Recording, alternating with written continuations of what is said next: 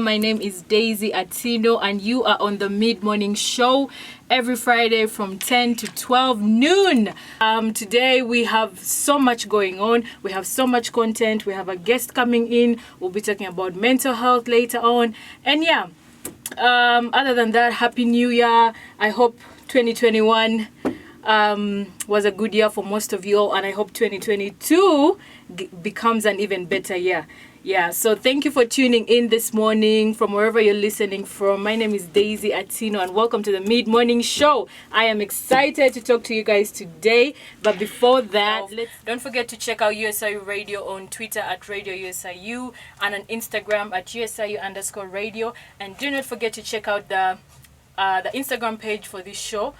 It's the Mid-Morning Show on Instagram. Because even during the sessions, you come to realize that most of the time we're not actually giving advice and actually telling people what to do.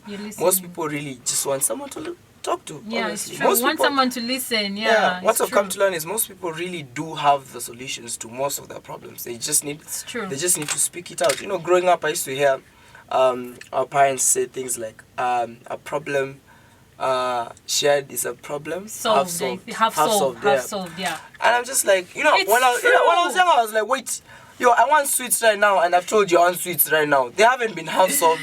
Where are my sweets, man? I don't see half a sweet right now. Yeah. Obviously when I was a bit young, I didn't see it, but right now I do see it. And if you tell someone about something you're going through, just sharing it is like half the burden lifted from you. There's a lift off your shoulders, obviously. But in terms of confidentiality, that has to be a personal principle and a value that one holds. Yeah. So obviously, we do keep a high regard and a preference for keeping what is said in the counselling center to remain there. Well, we hope so. Yeah, that has been our policy. I'm yet to hear of cases where some of our counsellors... You haven't had any from USIU. That's very good. Yeah, and I've been sending people out there, to just monitor how some of our counsellors are speaking in public spaces, obviously. And there've been nothing but, good reviews. Good reviews. But if there's anything and anyone knows any aspect of a conflict that happens within work, there's HR that can help resolve that. We don't have to go at it together. True. But as students, as friends, if you're meeting out on the streets, we can have mediation, with our mutual friends. We can sit down and talk about it. But the quality of your relationship and your friendship should guide how you go about that. Obviously, with, women in conflict, I cannot speak genuinely on that because of course I don't know if you haven't noticed, but I'm not a woman. Don't let the hair fool you. Okay. That was a good one. What? Okay. But obviously, what I'd say from my observation is there is a double standard in how friendships are, made. And because if you're making or you're getting into a friendship genuinely because you like this person, not because they're pretty or what they have to offer, what clout comes with them, then in cases of conflict, it will be easier to resolve them and actually move past them. Because I've seen girls who have really strong friendships and they go for years and years. I think it's like what you said, genuinely caring about someone, being mature. Because it means having difficult conversations. Because sometimes your friends call you out on stuff that you do. And you're my friend, or you're talking to me like that. Exactly, but you don't understand it's their perspective of how they're viewing you. Especially like there's this thing with girls, like when we start dating, we stop hanging with our friends and start hanging with the guy more. And then, it creates a problem with your friendship because now she's like, wow, you sort of ditched me. I guess please reintroduce yourself to those who are just joining us now. Hello, everyone. My name Back with the voice, but okay. That's how you start. My name is Mungai. I am the chairperson for the Peer Educators and Counselors Club at USIU Africa. Okay. Is that all? Or should I go? That's all. You wanna go? Okay, no, that's enough. It's enough for now. We can leave it at that. Yeah. So earlier on we're having conversations about mental health and mental illness, but now more on the mental illness side. Mungai, can mental illness be cured, and also can you be born with it? Or if I could rephrase, can you be born with mental illness and can it be cured?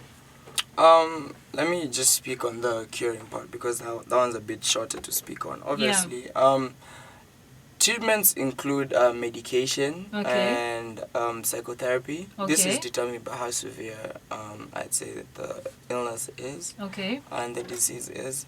but as of the moment they cannot be cured. But what the medication does is it lessens the symptoms so that someone can function, I'd say, properly or normally. There's no sense of abnormality. You know, when you're looking at mental illness, mental disorders, there is a marriage of the two, obviously. They could mean one of the same thing. But it's basically when there's a disconnect between how we function or how we view reality. Obviously, a mental disorder is just the disconnect between reality and it can be cured, that's what he's trying to say, but through medication, through psychotherapy, and just picking up on other things that could help, you could slowly, but gradually limit the symptoms, because it's the symptoms that's the best way to put it.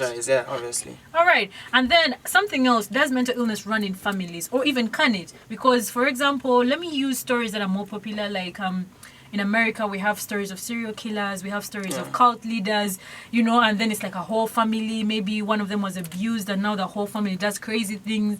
Is that an example of it running in the family, or no? Two-part ways of how I can, obviously answer this. First of all, I like to speak on heredity, and then you can speak on social upbringing. So in terms of hereditary, scientists, obviously, there's a lot of research that has been done on the subject, and they've come to realize that, obviously, psychiatric disorders, there is proof that they do run through families. What? There is potential for genetic roots.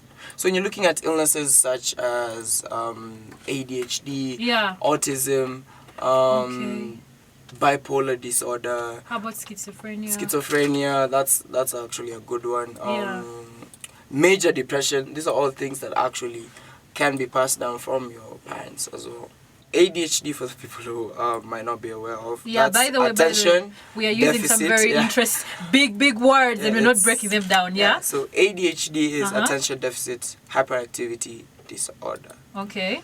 So this is one of the disorders and illnesses that can be passed down from your parents. There is potential, obviously, for genetic roots, as I mentioned. But in terms of what you're speaking on, socialization and upbringing, that also does have an impact on it, because you can see some of the serial killers, when you look back into their history, you can see they had very abusive parents. I know this information is on Google. I know this information is very well saturated in, in society. So I would prefer if you give us more, how can I say, real, exactly, like on the ground options. Counseling center, which is on the other side of the building. So you can just go there and have conversations with the counselors there. So you can just walk in, any day and actually book a session. And it's that easy to see someone if you need help. That's simple. And also the Peer Counselors Club, we have an extension to my office, and also we offer telephone counseling. So if there's that stigma obviously surrounding definitely. You don't want to be seen walking into, or you don't want someone to know you personally, to know you and your problem at the same time. So the extension for my office, it's 850. Okay, so it's basically like a hotline. And also for but don't call. Do not call and start other conversations, okay? This is a doctor for your mind, not for your other issues. Unless, of course, the doctor doesn't mind. But but also, there's also another extension for the counseling center and the person who will book the sessions for you. Her name is Lydia, and her extension is 750. So for those who are out there, you know how people like our generation, we are scared. We think when we walk in. Are you trying to say this peer counseling space is judgment free, is stigma free? You're not gonna feel like if you unloaded something very heavy on like a counselor, you're not gonna feel judged or looked at in a certain way, because that's also very important for someone who's opening up. They don't want to feel like, oh, when I say this, she looked the other way, or he made a certain sound. 100%. Let me speak on what I have seen, obviously, with the Peer Counseling Club. I look at our members and I look at the officials and I see how much passion they have for the project. Because it's a passion club. It's a passion project. It's not one of those things you do for your CV. It's not one of those things you do just because you want to look cool doing it, obviously. This is something that is very heavy, very tasking. And I've seen the people that I work with and I've seen how committed they are. They motivate me every single day. And these are people who take what we do very seriously. Okay. And you know, our mental health it's a very serious topic. You know, it's a very serious topic, and you could, you know, put it in the same bracket as, you know, medicine, because Yeah. you know, if you really do mess around, you do have someone's life in your hands, in essence. You actually Obviously, seriously. And even those people who do not take what they do seriously, I'd like you to rethink those decisions, because you do have someone's life in your hands. You need to understand that, yes. Also, as well, confidentiality.